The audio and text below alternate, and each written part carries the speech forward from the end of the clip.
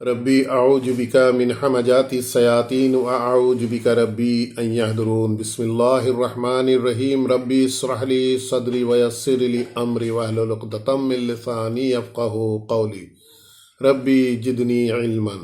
প্ৰিয় দৰ্শকবৃন্দ, আপোনালোক আটাইলৈকে জনাইছোঁ শান্তি বৰ্ষণৰ আহ্বান। সালামুন আলাইকুম। আপোনালোক সকলোৰে ওপৰত মহান আল্লাহৰ শান্তি তথা কৰোণা বৰ্ষিত হওক। আহক ইনশাআল্লাহ আমি আপোনালোক সকলোকে আমন্ত্ৰণ জনাইছোঁ আমাৰ এই একমাত্ৰ পথ নামৰ ইউটিউব চেনেলটিৰ মাধ্যমত আমি ইতিমধ্যে চলাই অহা কোৰআন মজিদৰ অসমীয়া অনুবাদ ও চৰ্চাৰ ধাৰাবাহিকতাৰ আজিৰ 203 নং খণ্ডটিলৈ ইনশাআল্লাহ আগবাঢ়িব লৈছোঁ। কোৰআন মজিদৰ আন এক অন্যতম অধ্যায় সূৰাটো হুদ, কোৰআন মজিদৰ 11 নম্বৰ সূৰা। গতিকে আহক ইনশাআল্লাহ আমি আৰম্ভ কৰোঁ কোৰআন মজিদৰ 11 নং সূৰা হুদৰ 1 নং আয়াতৰ পৰা। বিসমিল্লাহিৰ ৰহমানিৰ ৰহিম। আলিফ লাম রা কিতাবুন উহকিমাত আয়াতুহু সুম্মা ফুসসিলাত মিন লাদুন হাকিমিন খাবীর। প্রিয় দর্শকবৃন্দ, মহান আল্লাহে কোরআন মজিদৰ 11 নং সূৰা হুদৰ প্ৰথম আয়াতটি আৰম্ভ কৰিছে তিনিটি বিচ্ছিন্ন আখৰৰ দ্বাৰা। আলিফ লাম মিম, এই তিনিটি বিচ্ছিন্ন আখৰৰ দ্বাৰা সূৰা আৰম্ভ কৰি মহান আল্লাহে কৈছে কিতাবুন, এখন কিতাব, উহকিমাত আয়াতুহু, ইয়াৰ বাণীসমূহ নিৰ্ভেজাল, দৃঢ়ভাৱে সুপ্ৰতিষ্ঠিত, সত্যৰ ওপৰত প্ৰতিষ্ঠিত নিৰ্ভেজাল ইয়াৰ বাণীসমূহ। কিতাপখনৰ বিষয়ে কৈছে। সুম্মা, ইয়াৰ উপৰিও কিতাপখনৰ বিষয়ে কৈ আছে সুম্মা ফুসসিলাত, ইয়াৰ উপৰিও ফুসসিলাত, ইয়াক বিস্তৃতভাৱে ব্যাখ্যা কৰি দিয়া গৈছে, ইয়াৰ বিস্তৃত তাফসীৰ দি দিয়া গৈছে মিন লাদুন হাকিমিন খাবীৰ, যি সৰ্বজ্ঞানী আৰু সকলো বিষয়ৰ জ্ঞাত, যি সকলোবোৰ বিষয়ৰ খবৰ ৰাখে, তেনে সৰ্বজ্ঞানী সকলো বিষয়ৰ খবৰ ৰাখোতা মহান আল্লাহৰ তৰফৰ পৰা ইয়াক বিস্তৃতভাৱে ইয়াক ব্যাখ্যা কৰি দিয়া গৈছে, ফুসসিলাত। গতিকে প্ৰিয় দৰ্শকবৃন্দ, আমি কোৰআন মজিদ যেতিয়া অধ্যয়ন কৰিম আমি এটা দিশ খুব সুদৃঢ়ভাৱে আমাৰ মনৰ ভিতৰত আমি ৰাখিব লাগে।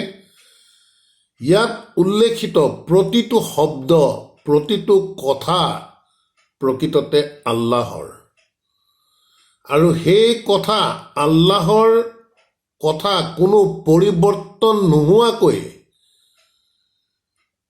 বাৰ্তাবাহক মুহাম্মদ সাল্লাল্লাহু আলাইহি ওয়াসাল্লামে জনগণৰ আগত প্ৰকাশ কৰিছে তেখেতৰ মুখৰ জবানীৰ দ্বাৰা।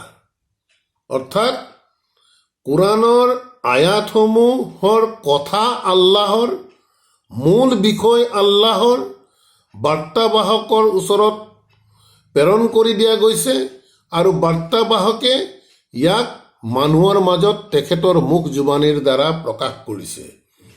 গতিকে এই যি চিনেৰীটো আমি সদায় মনত ৰাখিব লাগে। গতিকে আয়াতৰ আৰম্ভণিটো প্ৰথম আয়াততে যিখিনি কথা কৈছে প্ৰকৃততে বাৰ্তাবাহক মুহাম্মদ সাল্লাল্লাহু আলাইহি ওয়াসাল্লামে জনগণৰ প্ৰতি এই কথাখিনি কৈছে যে এখন কিতাপ যাৰ বাণীসমূহ নিৰ্ভেজাল, সুদৃঢ়, সুপ্ৰতিষ্ঠিত তথা ইয়াৰ প্ৰতিটো বাণীক পুংখানুপুংখভাৱে ব্যাখ্যা কৰি দিছে, পুংখানুপুংখভাৱে বিস্তৃত তাফসীৰ কৰি দিছে সেই মহাজ্ঞানী, সকলো বিষয়ৰ খবৰ ৰাখোতা মহান আল্লাহৰ তৰফৰ পৰা। গতিকে এই আয়াতত আমি বিশেষভাৱে মন কৰিবলগীয়া বিষয়টো হৈছে যে এই আয়াতে স্পষ্ট কৰি দিছে যে কোৰাণৰ যিমানসমূহ আয়াত আছে এই আয়াতসমূহ ইতিমধ্যে মহান আল্লাহৰ তৰফৰ পৰা পূৰ্ণভাৱে তফসিৰ কৰি দিয়া গৈছে। গতিকে ই এক খুব গুৰুত্বপূৰ্ণ বিষয় আমি চিন্তা কৰিবলগীয়া, যিহেতু আমাক সাধাৰণতে বুজাই থকা হৈছে, কৈ থকা হৈছে বা দাবী কৰি থকা হৈছে যে আল্লাহৰ এই কিতাপৰ ব্যাখ্যা বুজিবৰ বাবে আমি কোৰাণ মজিদৰ বাহিৰৰ কিতাপৰ আমি সহায় লোৱাৰ প্ৰয়োজন আছে। গতিকে এই দিশবোৰ এইভাবে আমি মন কৰিব লাগে, শব্দবোৰক আমি গুৰুত্ব সহকাৰে আমি ইয়াক চিন্তা কৰিব লাগে, যেহেতু চিন্তা কৰাৰ হুকুমো আল্লাহৰ তৰফৰ পৰা আহিছে, তাদাব্বুৰ কৰিব কৈছে আয়াতৰ ওপৰত। গতিকে যিয়ে চিন্তা কৰিব এই বিষয়বোৰ তেনে চিন্তাশীল লোকৰ বাবে স্পষ্ট হৈ পৰিব যে এই কোৰাণ প্ৰকৃততে নিজে নিজৰ ব্যাখ্যা কৰি আছে আৰু সেই ব্যাখ্যা স্বয়ং আল্লাহ সুবহানাহু ওয়া তাআলাই কৰি দিছে। গতিকে আল্লাহৰ এনেধৰণৰ স্পষ্ট আয়াতৰ পাছত আমি কিহৰ বাবে এই কোৰাণ বুজিবৰ বাবে আমি অতিৰিক্ত ব্যাখ্যা থকা কিতাপৰ প্ৰয়োজন থকাৰ জানো অৱকাশ আছে? যদি কথা তেনে হয় তেন্তে আল্লাহ যেহেতু উত্তম ব্যাখ্যাকাৰী, গতিকে আল্লাহতকৈ আন কোনোবাই জানো অধিক সুন্দৰভাৱে ব্যাখ্যা কৰিব পাৰে? ই কেতিয়াও সম্ভৱ কথাই নহয়। তেওঁ যিয়েই হওক নহওক, নাম দিয়া গৈছে বাৰ্তাবাহকৰ, বাৰ্তাবাহকে সেই কাম কেতিয়াও কৰা নাই, কিয়নো বাৰ্তাবাহকৰ কামেই হৈছে আল্লাহৰ যি বাণী তাক তিল মানুহ পৰিৱৰ্তন নোহোৱাকে মানুহৰ মাজত প্ৰচাৰ কৰি দিয়া। আল্লাহে কোৰাণ মজিদত কৈছে লা মুবাদ্দিলু কালিমাতিহি, যে আল্লাহৰ এই কথাৰ পৰিৱৰ্তনকাৰী কোনো নাই। গতিকে ব্যাখ্যাৰ নাম লৈ ইয়াক কেতিয়াও আমাৰ বাৰ্তাবাহক মুহাম্মদ সাল্লাল্লাহু আলাইহি ওয়াসাল্লামে ইয়াৰ কথাসমূহৰ পৰিৱৰ্তনেই হওক বা ব্যাখ্যাই হওক কৰাৰ কোনো অৱকাশেই নাই, যেহেতু মহান আল্লাহে এই আয়াতত স্পষ্ট কৰি দিছে যে ইয়াৰ বাণীসমূহ বিস্তৃতভাৱে তফসিৰ কৰি দিছে আল্লাহ সুবহানাহু ওয়া তাআলা নিজেই। গতিকে আমি আশা ৰাখিম প্ৰিয় দৰ্শকবৃন্দ, গুৰুত্ব সহকাৰে এই দিশবোৰ আমি নিৰপেক্ষ দৃষ্টিভংগীৰে আল্লাহৰ কিতাপৰ আধাৰত আমি চিন্তা কৰাৰ প্ৰয়োজন আছে। তাৰ পৰৱৰ্তী আয়াতত কৈছে আল্লাহ তা'বুদু ইল্লা আল্লাহ। যেহেতু বাৰ্তাবাহক ৰাসূল সাল্লাল্লাহু আলাইহি ওয়াসাল্লামে আল্লাহৰ কথা কৈ আছে, গতিকে সন্মুখত থকা জনগণক কৈ আছে আল্লাহ তা'বুদু, গতিকে তোমালোকে কেতিয়াও গোলামী নকৰিবা, ইবাদত নকৰিবা, ইল্লা আল্লাহ, কেৱল আল্লাহৰ বাহিৰে, এক্সেপ্ট আল্লাহ। অৰ্থাৎ তোমালোকৰ ইবাদত, তোমালোকৰ গোলামী কেৱল আৰু কেৱল আল্লাহৰ হ'ব লাগিব। এই ক্ষেত্ৰত কোনো ধৰণৰ অংশীদাৰ, কোনো ধৰণৰ মেডিয়েটৰ, কোনো ধৰণৰ মধ্যস্থতাকাৰী কেতিয়াও আমি সহায় ল'ব নোৱাৰিম। এই দিশবোৰ আমি আয়াতৰ লগে লগে আমি চিন্তা কৰি চোৱাৰ প্ৰয়োজন আছে। আৰু দ্বিতীয়টা আন এটা গুৰুত্বপূৰ্ণ বিষয়, যেতিয়া আমি আয়াতসমূহ অধ্যয়ন কৰি থাকিম, আৰবিক ভাষা সাহিত্যৰ ফালৰ পৰা যেতিয়া ইয়াৰ অনুবাদ হ'ব তোমালোক, তেতিয়া আমি নিশ্চিত হ'ব লাগিব যে সন্মুখত উপস্থিত থকা জনগণ বা সন্মুখত উপস্থিত থকা বিশ্বাসী লোকসকলক বাৰ্তাবাহক মুহাম্মদ সাল্লাল্লাহু আলাইহি ওয়াসাল্লামে কৈ থকা কথা। আৰু যেতিয়া শব্দগত অৰ্থ সিহঁত হ'ব, অৰ্থাৎ হোম হ'ব, তেতিয়া আমি বুজিব লাগিব যে সন্মুখত থকা জনগণৰ বিষয়ে কোৱা নাই, অনুপস্থিত লোকসকলৰ বিষয়ে কৈছে, থাৰ্ড পাৰ্চন। গতিকে এই দিশবোৰো আমি খুঁটি নাটি মাৰি যদি আমি আয়াত অধ্যয়নৰ সময়ত আমি চিন্তা চৰ্চা কৰি যাওঁ, ইনশাআল্লাহ এই আয়াত আমাৰ বাবে বুজাত অধিক সহজ হৈ পৰিব। গতিকে কৈছে আল্লাহ তা'বুদু ইল্লা আল্লাহ, বাৰ্তাবাহকে কৈ আছে যে তোমালোকে কেতিয়াও গোলামী নকৰিবা। সন্মুখত থকা জনগণক কৈ আছে ইল্লা আল্লাহ, ইন্নী, নিশ্চয় মই, বাৰ্তাবাহকে নিজে নিজৰ পৰিচয় দিছে, নিশ্চয় মই লাকুম, তোমালোকৰ বাবে, মিন হু, তেখেতৰ তৰফৰ পৰা, অৰ্থাৎ ইয়াত হু দি আল্লাহক বুজাইছে, নিশ্চয় মই তোমালোকৰ বাবে আল্লাহৰ তৰফৰ পৰা নাজিৰুন, এজন সতৰ্ককাৰী, ৱাৰ্ণাৰ, ৱা বাছিৰুন, আৰু এজন সুসংবাদদাতা। বাৰ্তাবাহকে জনগণক নিজৰ পৰিচয় দি এনেধৰণে কৈছে যে নিশ্চয় মই তোমালোকৰ বাবে আল্লাহৰ তৰফৰ পৰা এজন সাৱধানকাৰী তথা সুসংবাদদাতা। তাৰ পাছত কৈছে ৱা আন ইস্তাগফিৰু ৰাব্বাকুম, গতিকে তোমালোকে ক্ষমা প্ৰাৰ্থনা কৰা। ইস্তাগফিৰু ৰাব্বাকুম, তোমালোকৰ প্ৰতিপালক। চাওক ইয়াত কুম আছে, তোমালোক, সন্মুখৰ জনগণক কৈ আছে যে তোমালোকে ক্ষমা প্ৰাৰ্থনা কৰা, ইস্তিগফাৰ কৰা, ৰাব্বাকুম, তোমালোকৰ প্ৰতিপালকৰ ওচৰত। সুম্মা তুবু ইলাইহি, তাৰ পাছত তোমালোক অনুতপ্ত হৈ তেওঁৰ দিশে ঘূৰি আহা, অৰ্থাৎ কিতাপৰ দিশলৈ আহা। গতিকে ইস্তিগফাৰ বুলি কোৱাৰ লগে লগে ক্ষমা প্ৰাৰ্থনা। নিশ্চিতভাৱে আমি জানি অজানি আমাৰ জীৱনত আমি বহুত ধৰণৰ ভুল কৰি আহিছোঁ, আল্লাহৰ অবাধ্যতা কৰি আহিছোঁ, যিহেতু আমি এই কোৰাণ বুজি পোৱা নাছিলোঁ। গতিকে এই কথাসমূহ যেতিয়া আমি শুনি থাকিম, সেই চিনেৰীটো আমাৰ মাইণ্ডত আহিব লাগিব যে বাৰ্তাবাহকে যেন আমাক কথাখিনি কৈ আছে। সন্মুখৰ জনগণ এতিয়া আমি, সেই দৃষ্টিভংগীৰে আমি এই কোৰাণক পাঠ্য হিচাপে ল'ব লাগিব। গতিকে আমি কৰি অহা ভুলসমূহৰ বিষয়ে কৈছে যে তোমালোকে ক্ষমা প্ৰাৰ্থনা কৰা, তাৰ পাছত তুবু ইলাইহি, তোমালোক অনুতপ্ত হৈ তেখেতৰ দিশলৈ ঘূৰি আহা, অৰ্থাৎ তেখেতে যিটো দিশ দেখুৱাইছে, যি জীৱন ব্যৱস্থাৰ বিষয়ে কৈ আছে, তালৈ তোমালোক ঘূৰি আহা। তেতিয়া কৈছে ইউমাত্তিকুম মাতাআন হাসানা, যদি তোমালোক ঘূৰি আহা তেতিয়া ইউমাত্তিকুম, তেতিয়া তোমালোকক সুব্যৱস্থাপনা কৰি দিব, মাতাআন হাসানান, সুন্দৰ উপভোগ্য কৰি দিব, ইলা আজালিন মুসাম্মান, এক নিৰ্দিষ্ট ম্যাদৰ বাবে, অৰ্থাৎ জীৱন কালৰ বাবে, যিকেইটা দিন মানুহ বাচি থাকিব পৃথিৱীত, যেতিয়াই ইস্তিগফাৰ কৰি ক্ষমা প্ৰাৰ্থনা কৰি অনুতপ্ত হৈ আল্লাহৰ দিশলৈ ঘূৰি আহিব, তেতিয়া কৈছে আল্লাহে তোমালোকক সুন্দৰ ব্যৱস্থাপনা কৰি দিব এই পৃথিৱীত তোমালোকৰ নিৰ্ধাৰিত ম্যাদৰ বাবে, ৱায়ুতি, আৰু তোমালোকৰ বাবে আনি দিব কুল্লা জি ফাদলিন, তেখেতৰ অনুগ্ৰহৰ ভাণ্ডাৰৰ পৰা সকলোবোৰ, ফাদলাহু, তেখেতৰ অনুগ্ৰহ। আলহামদুলিল্লাহ।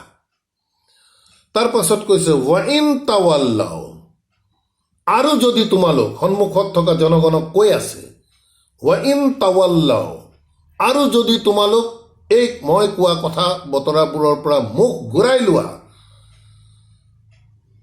উভতি যোৱা, মোৰ কথাক যদি তোমালোকে গুৰুত্ব নিদি যদি তাৱাল্লাও, তোমালোক যদি ঘূৰি যোৱা, ফা ইন্নী, তেন্তে নিশ্চয় মই, আখাফু, ভয় কৰোঁ, আলাইকুম, তোমালোকৰ ওপৰত, আজাবা য়ৌমিন কবীৰ, এটা দিনত তোমালোকৰ ওপৰত বৃহৎ শাস্তি আহিব, সেই বিষয়ে মই ভয় কৰোঁ।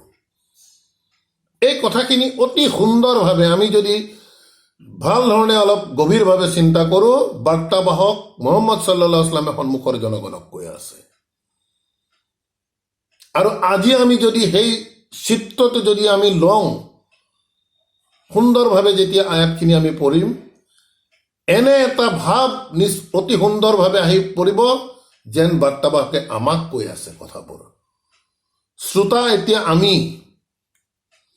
গতিকে প্ৰিয় দৰ্শক বৃন্দ, সেইবাবেই কৈছে কোৰাণ আল্লাহে সহজ কৰি দিছে, কেতিয়াও টান নহয়। অলপ আমাৰ চেষ্টা লাগিব, সাধনা লাগিব, ইয়াৰ ওপৰত আমি সময় দিব লাগিব, ইয়াত আমি লাগি থাকিব লাগিব। ইনশাআল্লাহ সকলোৰে বাবে কোৰাণ সহজ হৈ যাব। তাৰপিছত কৈছে ইলাইহি সুম্মা, তাৰ পাছত কৈছে সুম্মা তুৱাব্বু ইলাইহি, তাৰ পাছত কৈছে ইউমাত্তিউকুম মাতাআন হাসানান, তোমালোকৰ বাবে সুন্দৰ ব্যৱস্থাপনা কৰি দিব, ইলা আজালিন মুসাম্মান, সেই নিৰ্দিষ্ট নিৰ্ধাৰিত ম্যাদটোত, ৱা ইউতি, আৰু তোমালোকলৈ আনি দিব কুল্লা জি ফাদলিন, তেখেতৰ অনুগ্ৰহৰ ভাণ্ডাৰৰ পৰা সকলোবোৰ, ফাদলাহু, তেখেতৰ অনুগ্ৰহ, ৱাইন তাৱাল্লাও, আৰু যদি তোমালোকে মুখ ফিৰাই লোৱা, ফাইন্নী আখাফু আলাইকুম, তেন্তে নিশ্চয় মই ভয় কৰিছো তোমালোকৰ ওপৰত, আজাবা ইয়াউমিন কাবীৰ, এই দিনটোত তোমালোকৰ ওপৰত ডাঙৰ শাস্তি আহিব। তাৰ পাছত বাৰ্তাবাহকে কৈ আছে সন্মুখৰ জনগণক, ইলা আল্লাহি মাৰজিউকুম, আল্লাহৰ ওচৰলৈকে তোমালোক সকলোকে ফিৰাই লৈ যোৱা যাব। ওহুৱা আলা কুল্লি শাইইন কাদিৰ, যেহেতু তেখেত আলা কুল্লি শাইইন কাদিৰ, প্ৰত্যেকটো কাম কৰিবৰ বাবে তেখেত সক্ষম। বাৰ্তাবাহকে সন্মুখৰ জনগণক কৈ আছে। তাৰ পাছত কৈছে আলা ইন্নাহুম ইয়াসনুনা সুদুৰাহুম, নিশ্চিতভাৱে, ইন্না হোম, চাওক ইয়াত হোম কৈছে, অনুপস্থিত জনগণৰ বিষয়ে ইয়াত কৈ আছে। নিঃসন্দেহে, ইন্না হোম, নিঃসন্দেহে নিশ্চয় সিহঁতে, ইয়াসনুনা সুদুরাহুম, সিহঁতৰ অন্তৰসমূহ জাপি থব। দৰ্শকবৃন্দ, ভাষাশৈলী যথেষ্ট ওপৰৰ, গতিকে আমি আহ্বান জনাম অলপ মনোযোগেৰে কথাখিনি শুনিলেহে মূল বিষয়বস্তু ইয়াৰ পৰা বুজিব পৰা যাব। তাৰ পাছত কৈছে আলা ইন্নাহুম, নিঃসন্দেহে সিহঁতি, ইয়াসনুনা সুদুৰাহুম, সিহঁতৰ অন্তৰসমূহ জাপি থয় বুলি কৈছে শাব্দিক দিশৰ পৰা। কিহৰ কাৰণে জাপি থয়? লিয়াস্তাখফু মিনহু, যাতে সিহঁতে লুকুৱাই ৰাখিব পাৰে, মিনহু, তেখেতৰ পৰা, আল্লাহৰ পৰা। অৰ্থাৎ মনৰ ভিতৰৰ যিমান পংকিলতা আছে সেইবোৰ মনৰ ভিতৰতে ঢাকি ৰাখিব বিচাৰে, যাতে আল্লাহে ইয়াৰ বিষয়ে গম নাপায়, হাইড কৰি ৰাখিব বিচাৰে। আলা হিনা ইয়াস্তাগসুনা শিয়াবাহুম, নিঃসন্দেহে যিদৰে, হিনা যেতিয়া, ইয়াস্তাগসুনা ঢাকি দিয়ে, শিয়াবাহুম সিহঁতৰ বস্ত্ৰৰ দ্বাৰা, অৰ্থাৎ যিদৰে বস্ত্ৰৰ দ্বাৰা মানুহে নিজৰ দেহাটোক ঢাকি দিয়ে, ঠিক তেনেদৰে অন্তৰত থকা পংকিলতা, বেয়া ভাৱ, বেয়া চিন্তাসমূহক অন্তৰৰ ভিতৰত ঢাকি ৰাখিব বিচাৰে সিহঁতে, ইন্নাহুম, যাতে আল্লাহৰ পৰা এই মনৰ ভিতৰৰ কথাবোৰ যাতে লুকুৱাই ৰাখিব পাৰে, হাইড কৰি ৰাখিব পাৰে। তাৰ পাছত একে আয়াতত কৈছে ইয়ালামু, তেখেতে ভাল ধৰণে জানে, ইয়ালামু, আল্লাহৰ কথা, আল্লাহৰ বিষয়ে কৈছে, ইয়ালামু, যিমানেই তোমালোকে ঢাকি ৰাখিব বিচাৰা, ইয়ালামু তেখেতে ভাল ধৰণে জানে, মা ইউচিৰুনা কি সিহঁতে লুকুৱাইছে, ৱা মা ইউলিনুনা আৰু কি সিহঁতে প্ৰকাশ কৰিছে। এই বিষয়ে মহান আল্লাহে সকলো জানে। ইন্নাহু নিশ্চয় তেওঁ, আলিমুন নিশ্চয় তেখেত আলিম, তেখেতে ভাল ধৰণে জানে, বিজাতি সুদূৰি অন্তৰসমূহত কি আছে তেখেতে ভাল ধৰণে জানে। অৰ্থাৎ তেখেতে অন্তৰৰ খবৰ, মানুহৰ মনৰ ভিতৰত যিমান ধৰণৰ কথা বতৰা, ভালেই হওক বেয়াই হওক, বিভিন্ন ধৰণৰ যেনেকুৱা ধৰণৰ কথা বতৰাবোৰ আহিছে, আল্লাহ হৈছে বিজাতি সুদূৰ, অন্তৰত কি আছে সেই বিষয়টোত ভাল ধৰণে আল্লাহে জানে। গতিকে সেই লোকসকলে লুকুৱাব বিচাৰিছে, বিশ্বাস অবিশ্বাসৰ কথাই হওক বা আন যিকোনো বিষয়ে হওক, কিন্তু কোনেও লুকুৱাব নোৱাৰে, যিহেতু আল্লাহ বিজাতি সুদূৰ। তাৰ পাছৰ আয়াতত কৈছে, ৱামা মিন দাব্বাতিন ফিল আৰদি, যে এই পৃথিৱীত এনে কোনো আল্লাহৰ সৃষ্টি, দাব্বাতিন আল্লাহৰ এনে কোনো সৃষ্টিৰ অস্তিত্ব, ক্ৰিয়েচাৰ, এনেধৰণৰ কোনো পৃথিৱীত সৃষ্টিৰ অস্তিত্ব নাই, ইল্লা আলাল্লাহি ৰিজকাহা, যাক আল্লাহে সিহঁতক জীৱিকা দিয়া নাই। অৰ্থাৎ পৃথিৱীৰ সৃষ্টিৰাজিৰ সকলোৰে এই জীৱিকাৰ দাতা হৈছে আল্লাহ। ৱা ইয়ালামু, ইয়াৰ উপৰিও তেখেতে জানে এই পৃথিৱীত যিমান সৃষ্টিৰ অস্তিত্ব আছে সিহঁতৰ বিষয়ে আল্লাহে ভাল ধৰণে জানে, মুস্তাকাৰহা, যে সিহঁতৰ বৰ্তমানৰ অৱস্থান কোন ক'ত কেনেকে আছে এই বিষয়ে আল্লাহে ভাল ধৰণে জানে। ৱা মুস্তাউদাআহা, আৰু সিহঁতক পৰৱৰ্তী সময়ত সিহঁতৰ অৱস্থান কি হ'ব, সিহঁতক ক'ত জমা কৰি ৰখা হ'ব, এই দিশবোৰ মহান আল্লাহে খুব ভাল ধৰণে জানে। কেৱল মানুহৰেই নহয়, দাব্বাতিন বুলি কৈছে, ভূপৃষ্ঠৰ ওপৰৰ, পৃথিৱীৰ ওপৰৰ সকলোবোৰ ক্ৰিয়েচাৰ্ছ অফ আল্লাহৰ সৃষ্টিৰাজি অস্তিত্ব জীৱৰ বিষয়ে কৈ আছে। আৰু বৰ্তমানৰ অৱস্থা আৰু তেওঁলোকৰ পৰৱৰ্তী সিহঁতৰ অৱস্থান কি হ'ব, এই গোটেই কথাবোৰৰ বিষয়ে কৈছে। কুল্লুন, এই গোটেই বিষয়বোৰ ফি কিতাবিন মুবিন, এখন স্পষ্ট কিতাপত ই লিখিত কৰি ৰখা গৈছে, ইয়াক লিখিত ৰূপত আছে। তাৰ পাছত আল্লাহে কৈছে, ৱা হুৱা, আৰু তেখেতেই সেইজন, আল্লাজি, যিজনে খালাকা সামাৱাতি ৱাল আৰদি, এই আকাশমণ্ডল আৰু পৃথিৱীৰ সৃষ্টি কৰিছে তেওঁৱেই, ফি সিত্তাতি আয়ামিন, 6টা দিনত এই আকাশমণ্ডল আৰু পৃথিৱীৰ সৃষ্টি কৰিছে তেখেতেই। ৱা কানা আৰছুহু আলাল মাই, আৰু তেখেত অধিষ্ঠিত আছিল, তেখেতৰ নিয়ন্ত্ৰণ কক্ষ পানীৰ ওপৰত বুলি কৈছে, আলাল মাই। এতিয়া এইটো আল্লাহৰ পৰিভাষা, যি কৈছে সিমানখিনিয়ে আমি আপোনালোকৰ আগত দাঙি ধৰিছো অনুবাদ হিচাপে। ইয়াৰ বিস্তৃত ব্যাখ্যা যিহেতু নাই, আমি পোৱা নাই ইয়াত, গতিকে ইয়াৰ ওপৰত অধিক কথা কোৱাৰ পৰা আমি বিৰত থাকিব বিচাৰিছো। আল্লাহে কৈছে তেখেতেই সেইজন, যিজনে এই আকাশমণ্ডল আৰু পৃথিৱী 6টা দিনত সৃষ্টি কৰিছে, আৰু তেখেত ইতিমধ্যে অধিষ্ঠিত হৈ আছিল তেখেতৰ নিয়ন্ত্ৰণ কক্ষ পানীৰ ওপৰত। আৰু কিহৰ কাৰণে?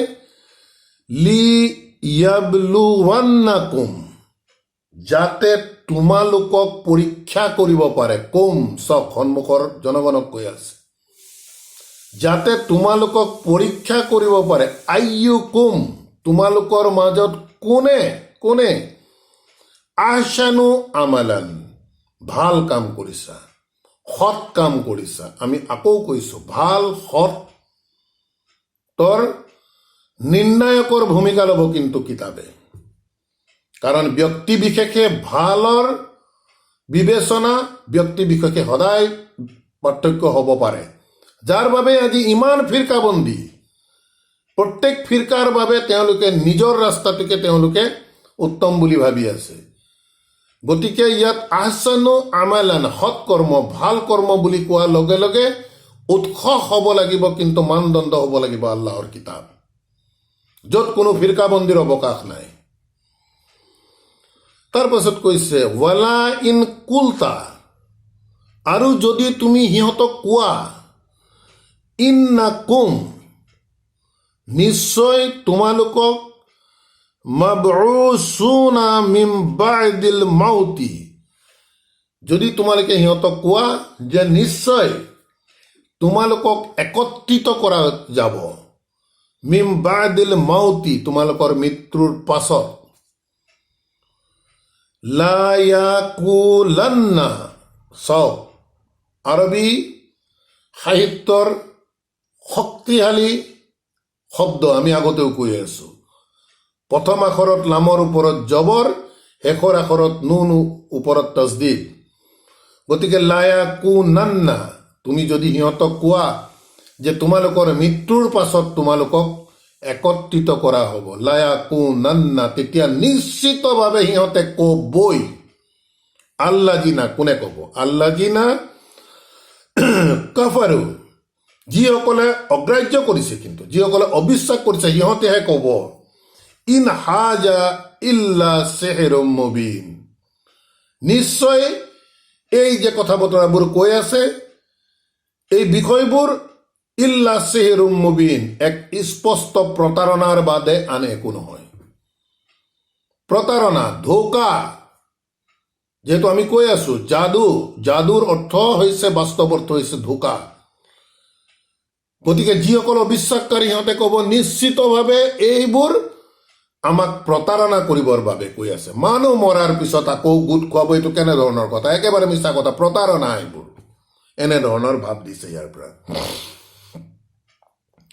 ৱালা ইন আখাৰনা আনহুমুল আজাবা, আল্লাহে কৈছে যে ৱালা ইন, আৰু যেতিয়া আখাৰনা, আমি পলম কৰো, লেট কৰো, আনহুম, সিহঁতৰ ওপৰত, আল আজাবা ইলা উম্মাতিন মাদুদাতিন, আমি যদি পলম কৰো সিহঁতৰ ওপৰত পতিত হ'ব লগা শাস্তি, ইলা উম্মাতিন মাদুদাতিন, এক নিৰ্ধাৰিত সময়ৰ বাবে যদি আমি পলম কৰো,